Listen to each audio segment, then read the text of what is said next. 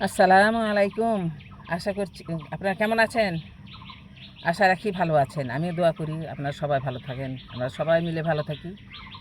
যাই হোক, আজ আমি বেগুন দিয়ে পাঙ্গাস মাছ ঝোল করব। এই যে পাঙ্গাস মাছটা আমি সুন্দর করে কেটে ধুয়ে নিয়েছি। বেগুনটাকেও আমি একটু ডুমডুম করে কেটে নিয়েছি, কেটে ধুয়ে নিয়েছি। সঙ্গে একটু টমেটো দিব। টমেটো টুকরাগুলোকে আমি হলুদ, লবণ, মরিচের গুঁড়া দিয়ে মেখে নিয়েছি। এখন আমি ভেজে নিব। আমি কড়াই দিয়েছি, কড়াইয়ে আমি মাছটা দিয়ে নিচ্ছি। মাছগুলো আমার কড়াই সাজিয়ে দিলাম ভাজার জন্য। আমি মাছের টুকরাগুলোকে একটু একটু করে ভেজে নেব।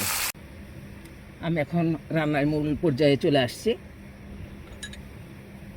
কড়াই তেল দিয়ে নিচ্ছি কিছু, গোটা জিরা, তেজপাতা দিয়ে নিচ্ছি। এখন আমি এই চালানিটাকে আমি ভেজে নিব। চালানির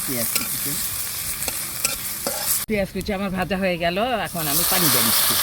এখন আমি মশলা দিয়ে নিব। রসুন বাটা, আদা বাটা, জিরা বাটা, লাগছে লবণ, মরিচ গুঁড়া, হলুদ গুঁড়া, ধনিয়া গুঁড়া। মশলা আমার দেওয়া হয়ে গেছে। এখন আমি মশলাটাকে সুন্দরভাবে কষিয়ে নেব।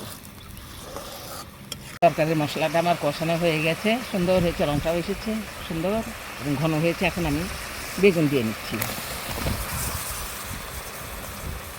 বেগুনটাকে আমি এই মশলার মধ্যে কষিয়ে নেব।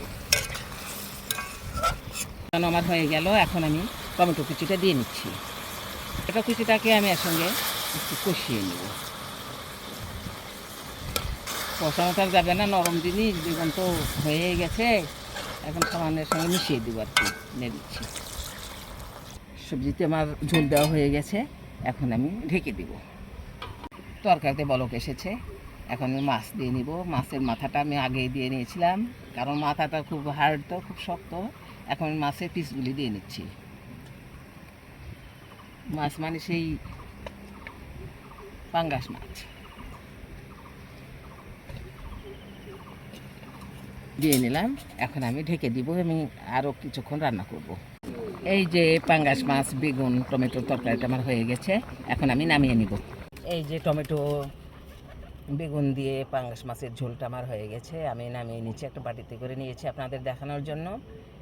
আপনাদের কেমন লেগেছে? আপনাদের ভালো লেগে থাকে রেসিপিটা, তো এভাবে রান্না করে খেয়ে দেখবেন। আশা করছি ভালো লাগবে। আপনারা সবাই ভালো থাকবেন। আল্লাহ হাফেজ।